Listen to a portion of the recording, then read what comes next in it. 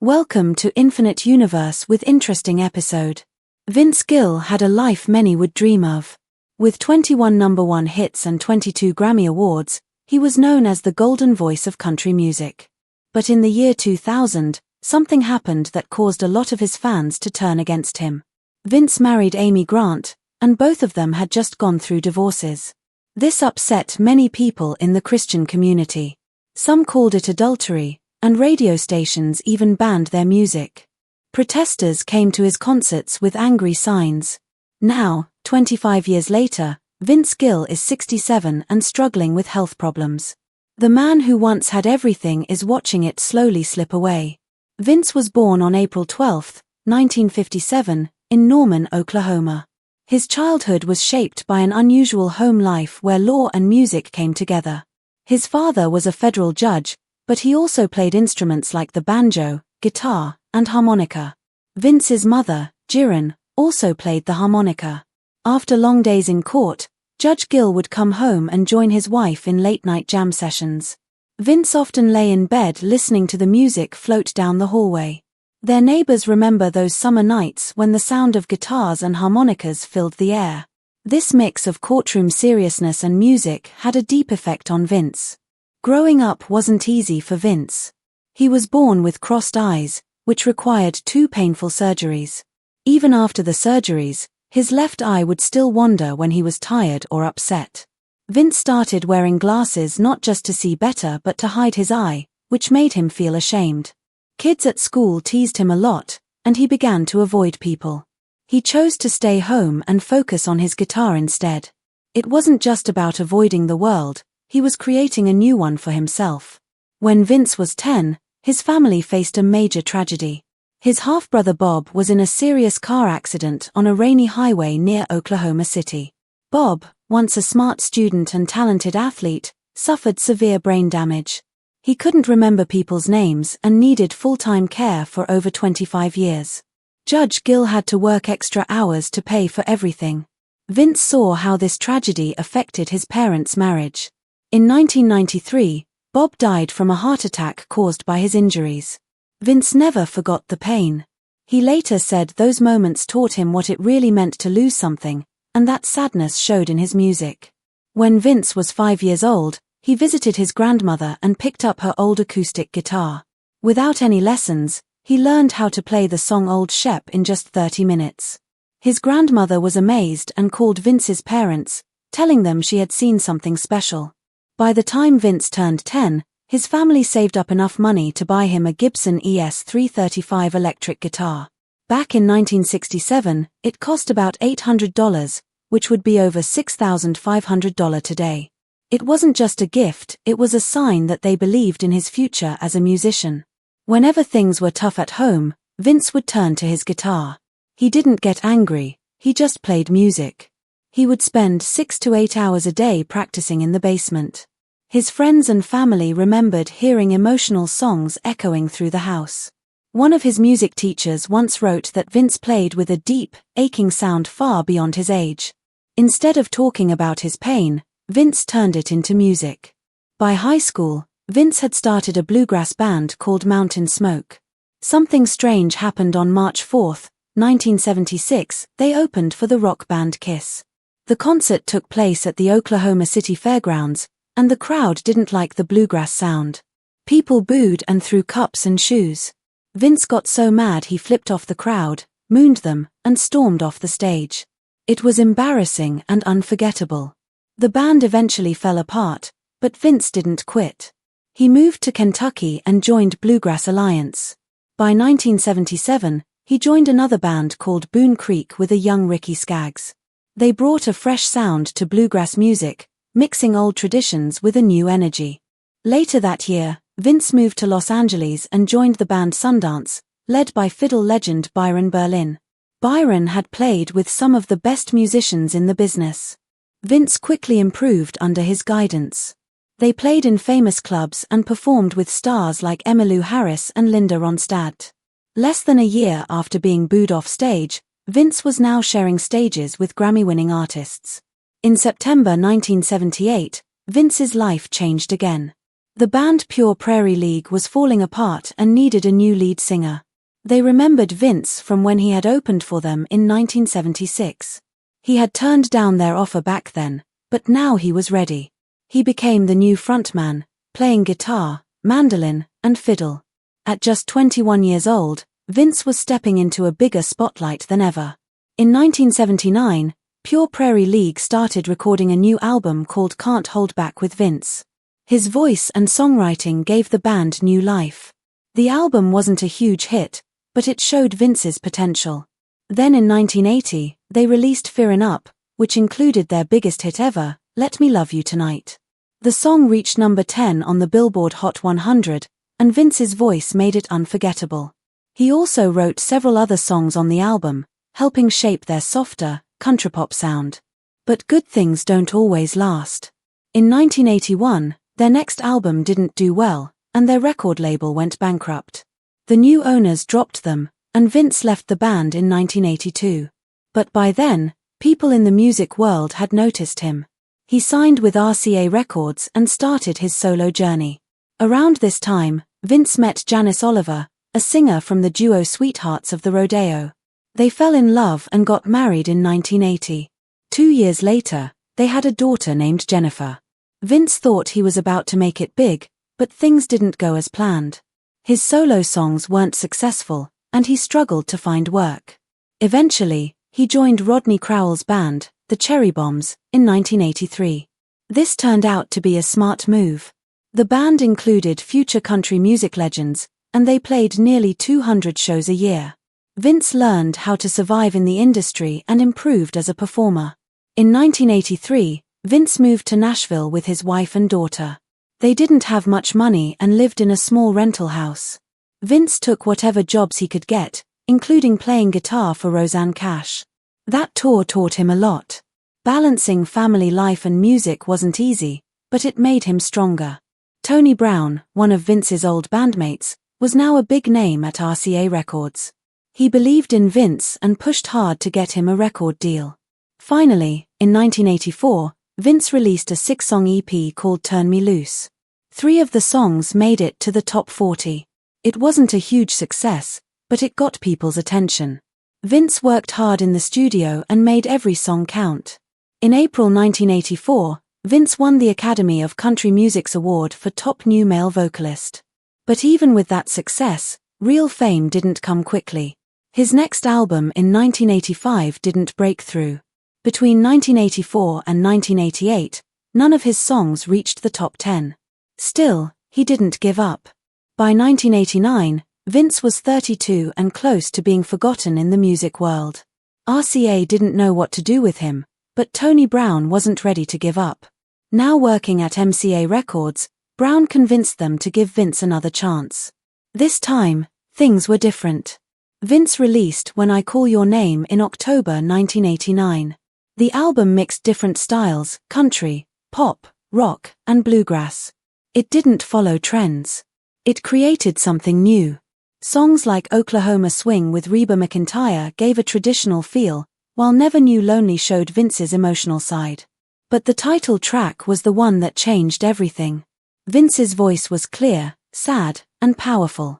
The song reached number 2 on the Billboard Country chart and won the 1990 CMA Award for Single of the Year. A year later, it won Vince his first Grammy for Best Male Country Vocal Performance.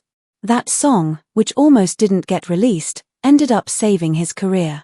By 1992, the album went platinum with over 1 million copies sold. That was rare for a musician over 30 who had never had a major hit. The success changed everything. Radio stations loved his music. Concerts sold out. Vince, who once couldn't get a job, had become a top country music star. Even with all this fame, he stayed humble. He became one of Nashville's most in-demand session players, working with big stars and helping others find their sound.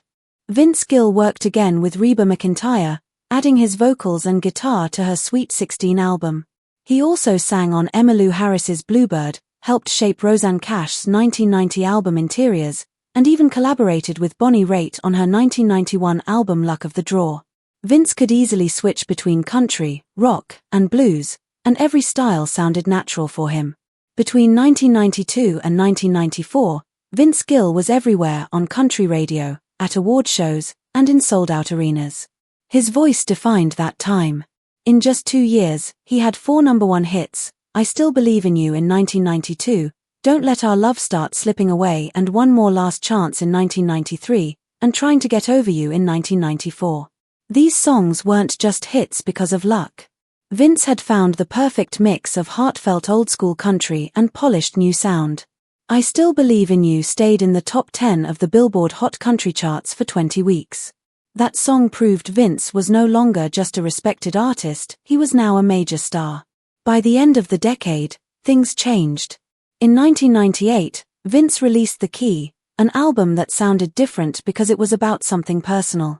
It was inspired by the end of his 17-year marriage to Janice Oliver. Every song on the album showed raw emotions. Tracks like The Key to Life and Kindly Keep It Country were not polished or soft. They were real and honest. Critics loved it and said it was his boldest work. It didn't sell as well as his older albums, but that didn't matter. The Key wasn't just another hit, it was a turning point. It marked the end of a big chapter in his life and the start of something deeper. His personal life was not only influencing his music but also grabbing public attention. In 2000, Vince married Amy Grant, a huge star in Christian music. She had sold over 30 million albums and won 6 Grammys. Fans were shocked.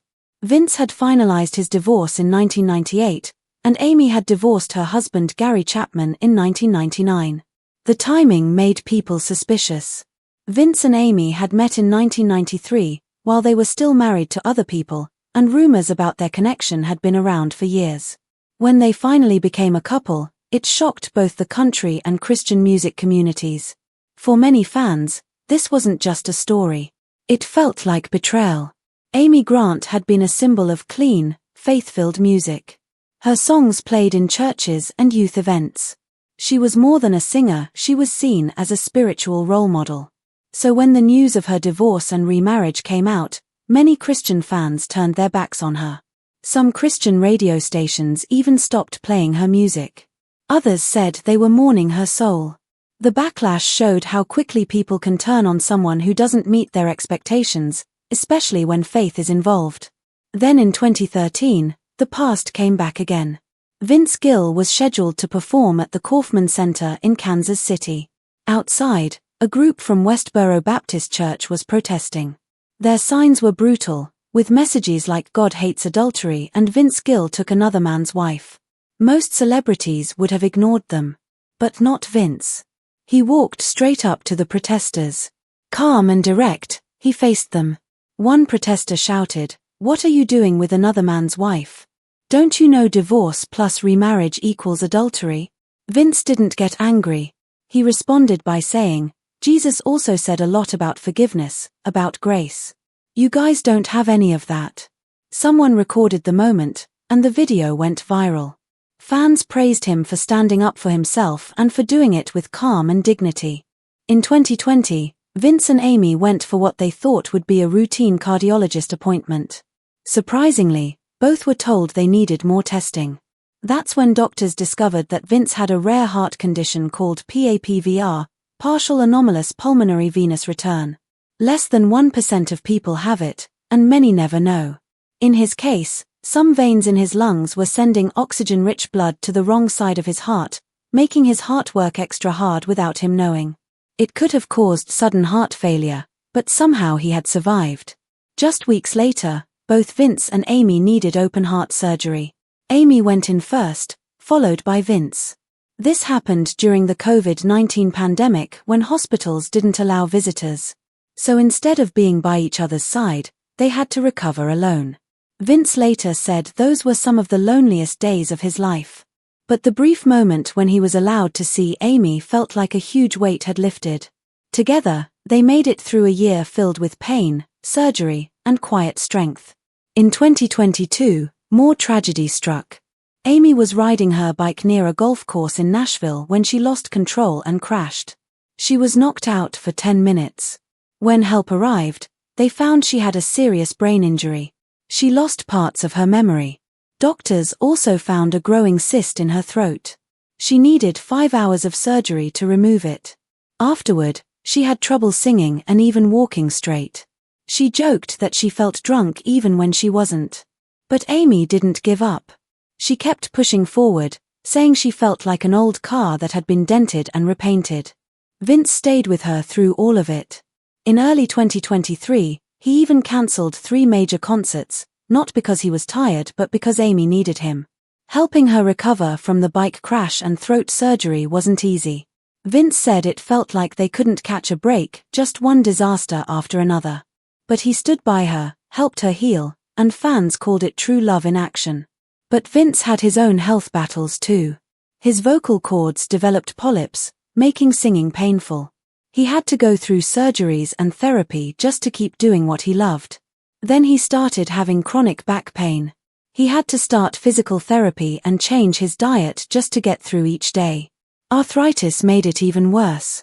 He eventually had to reduce how often he toured. But he didn't stop. He adjusted, worked around the pain, and kept going. Then something unexpected happened. In late 2022, a 75-year-old woman named Joyce left a simple fan comment on Vince's Instagram page. She said she hoped he would come to Boston. What followed was a nightmare. Scammers pretending to be Vince Gill contacted her. They moved the conversation to Telegram and convinced her they were in love. Over a year, Joyce sent them her life savings, almost $450,000. They told her that Vince was going through a divorce, that Amy had frozen his bank accounts, and that he needed money to pay off an assault accusation. Every time Joyce hesitated, they pressured her. She even believed they were married and planned to live together. Her daughter and social workers tried to stop it, but Joyce's mind was already affected by memory issues. She couldn't see the truth. When the truth finally came out, it was too late. The money was gone, and Joyce was emotionally and financially devastated. Vince Gill's team finally spoke out. They released a warning, saying that any online account claiming to be Vince Gill was fake. His real accounts were run by professionals, and he would never message fans privately. But by then, the damage to Joyce was already done. Sadly, she wasn't the only victim, but her case was one of the most heartbreaking. In May 2025, Vince had another health scare. This time it was kidney stones. The pain was so bad that he had to go to the hospital and cancel shows in Birmingham and St. Louis. His daughter Jenny told fans he was recovering, but it had been scary. Vince, known for always showing up, had to step away again. Fans understood and flooded social media with prayers and kind messages. They reminded everyone that behind the fame was a man who had been through a lot. Still, Vince didn't let these setbacks stop him. In May 2025, he began a huge summer tour, his biggest in years. It was more than just a tour. It marked 50 years since he had left Oklahoma in 1975 to chase his dreams. The tour included over 30 cities and ended with 4 special nights at the Ryman Auditorium in Nashville, a place Vince considers sacred. He had performed there over 100 times, but this solo residency meant something deeper. It was like a victory lap.